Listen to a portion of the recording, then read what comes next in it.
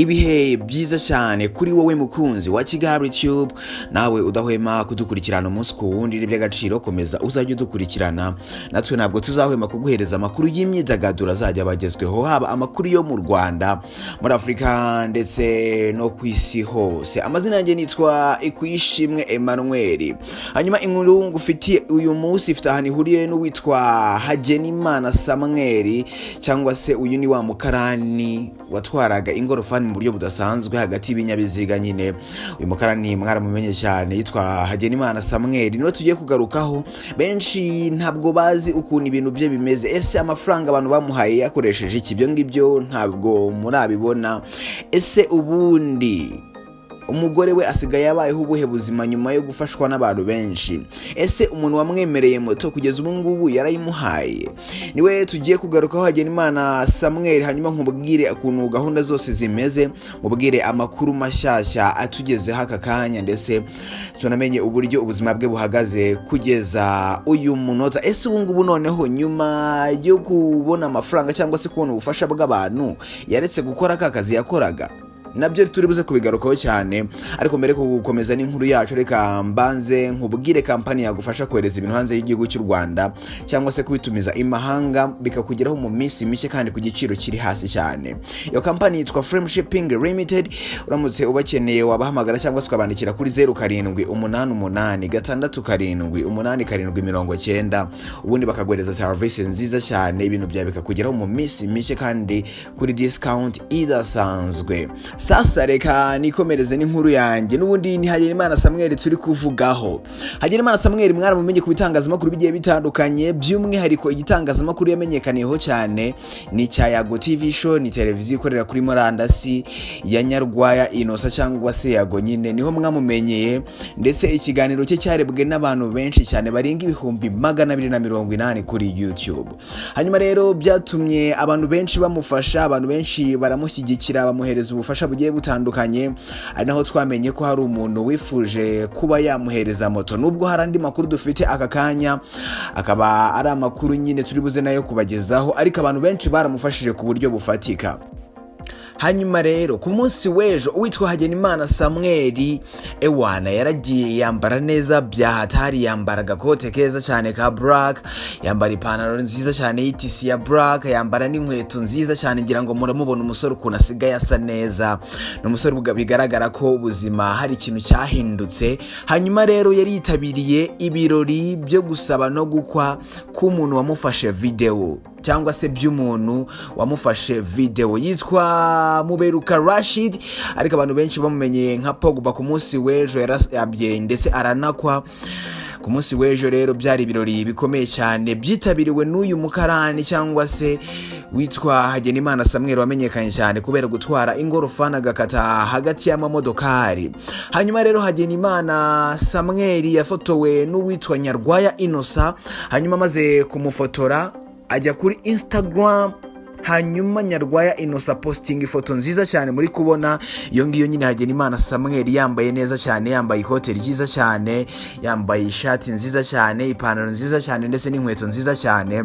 Hanyuma Yago ajya munsi ahita yandika ngo Imana ibyumve ko nyishimye mbikuye ku mutima ku bwawe, umukarane Samuel official. Ubuzima bwarahindutse pe, mwarakoze cyane mwese. Yago ashimira abantu bose bagize ikintu bakora kugira ngo HAGENIMANA Samuel byibura ubuzima bwe buhinduke, buve ku rwego rumwe bujye ku rundi rwego. Hanyuma rero HAGENIMANA Samuel ku munsi w'ejo yakoze ikiganiro, hanyuma abazwa ibibazo bigiye bitandukanye. Abazwa niba moto umuntu yamwemereye yaramugezeho, abazwa niba agikora akazi yakoraga, n'ubundi abazwa ubuzima muri mashya abayemo muri no minsi nyuma yo kumenyekana cyane ndetse abantu benshi bakamufasha. Amakuru ahari nuko HAGENIMANA Samuel yarimutse, ntabwo akiba nkaho yabaga, yarimutse ndetse ahindura inzu. Noneho ikintu gishimishije cyane nuko amafaranga abantu bamuhaye ntabwo yigeze ayapfusha ubusa, kubera ko yayakoresheje ibintu by'ingirakamaro.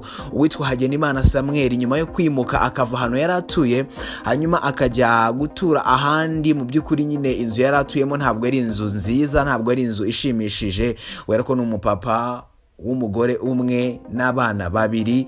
Urumva ko inzu yababagamo yari nto cyane, hanyuma barimutse bajya gutura ahandi hantu. Ndetse nyine ikintu gishimishije cyane nuko aho hantu bagiye gutura ariho umugore wa Hagenimana Samuel babyaranye abana babiri asigaye acururiza.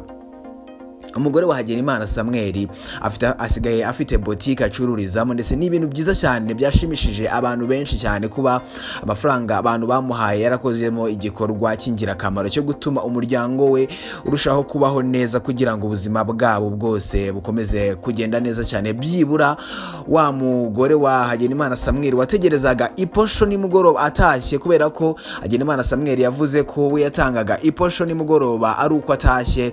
Ubu noneho umugore we nawe asigaye acuruza, yamushingiye boutique nawe ku buryo yajya abona amafaranga yo guhahisha mu rugo.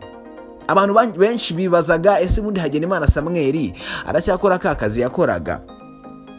Hagenimana Samuel baramubajije ku munsi w'ejo, hanyuma avuga ko nubundi akiri umukarane agitwara imizigo, dore ko akorera hariya hafi y'isoko rya Nyarugenge mu mujyi, hanyuma aho yitwa muri quartier Matebusi. Akaba agemura imizigo ahantu hagiye hatandukanye, cyangwa se atwaza abantu imizigo ahantu hagiye hatandukanye, akayijyana Nyabugogo mu mashyirahamwe, akayijyana ahantu hagiye hatandukanye mu mujyi. Ako kazi nubundi aracyagakora, gusa byatunguye abantu benshi cyane. Anakomeza gusaba ubufasha abantu, abasaba ubufasha kugira ngo byibura azabone uburyo yajya atwara imizigo n'ubundi, ariko ntakomeze gukoresha ingorofani yakoreshaga n'ubundi.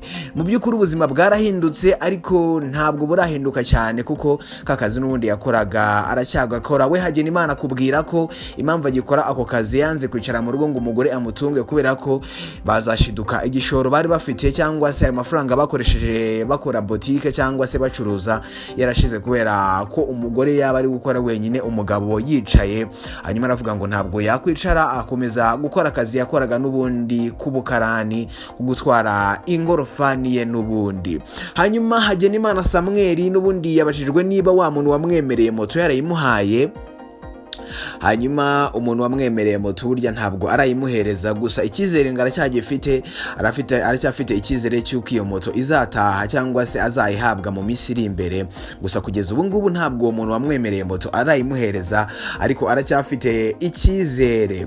Witwa Hagenimana Samuel, ngira ngo mwarabyumvishe mu kiganiro yakoranye na Yago n'ubundi, yavuze ko atazi gusoma no kwandika. Hanyuma yabajijwe ukuntu azatwara iyo moto cyangwa se uburyo azabona ibyangombwa akiga nk'amategeko y'umuhanda. Avuga ko hari umuntu wamwemereye kuzamufasha kwiga gusoma no kwandika kugira ngo azabone uburyo yiga amategeko y'umuhanda, hanyuma ayamenye uburyo yazakorera cyangwa se yazabona ibyangombwa bimwemerera gutwara mu muhanda, akabona nka permis cyangwa se akabona nka provisoire, hanyuma kugira ngo atangire nawe abe yatwara iyo moto umuntu yamwemereye, nubwo kugeza ubu ngubu atarayibona.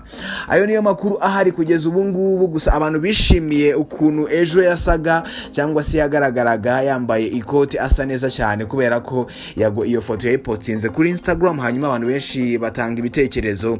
Gusa abenshi n'ubundi bagarukaga ku kwishima cyangwa se bagaragazaga ko bishimiye ukuntu umusore asigaye asa. Byibura hari ikintu cyahindutse ku buzima bwe, kandi ubona ko ari umuntu ushima Imana, ndetse ibi ubuzima bwagiye buhinduka, nubwo butarahinduka cyane ngo areka akazi yakoraga, ariko byibura kugeza ubu ngubu ubuzima bwarahindutse, asigaye asa neza cyane, kandi n'umugore we asigaye byibura afite ahantu akorera. Ayo niyo makuru ahari kugeza ubu ngubu. Ngira ngo uyu musore mumaze kumumenya mwese cyane, ndetse mwaranamukunze. Nako nshimira abantu bose bagize ikintu bakora kugira ngo Hagenimana Samuel agire icyo abona. Hagenimana Samuel byibura nawe ubuzima yarabayemo budashimishije, ubuzima buhinduke, nawe abeho nk'abandi bantu, nawe atunganirwe. Kugeza ubu ngubu niyo nzira birimo. Ni nayo mpamvu nyine ndi kugushimira cyane wowe wagize ikintu ukora ku buzima bwa Hagenimana Samuel, akava ku rwego rumwe akaba ageze ku rundi rwego. Tunashimira cyane Yago ndetse n'abandi bantu bose bamukoresheje ibiganiro bigatuma akomeza kumenyekana cyane. Reka rero ngushimire cyane nanjye wowe udahwema kudukurikirana umunsi ku wundi, n'iby'agaciro. Komeza uzajye udukurikirana natwe, ntabwo ntituzahwema kuguhereza amakuru azajya abagezweho, haba amakuru yo mu Rwanda, muri Afrika ndetse no ku isi hose. Kampani yagufasha kohereza ibintu hanze y'igihugu cy'u Rwanda ni imwe yonyine, yitwa Frame Shipping Limited. Wabahamagara cyangwa se ukabandikira kuri 0788 ubundi bakaguhereza service nziza cyane. Amazina yanjye nitwa Yishimye Emmanuel. Nanjye ushobora gutangira kunkurikirana kuri Instagram, nitwa Yishimye 13, hanyuma naho nkazajya maguhera amakuru agiye atandukanye. Komeza kugira ibihe byiza. Leo ni Ijuma, rero ugire uwa gatanu mwiza cyane, komeze no kugira kandi ibihe byiza cyane.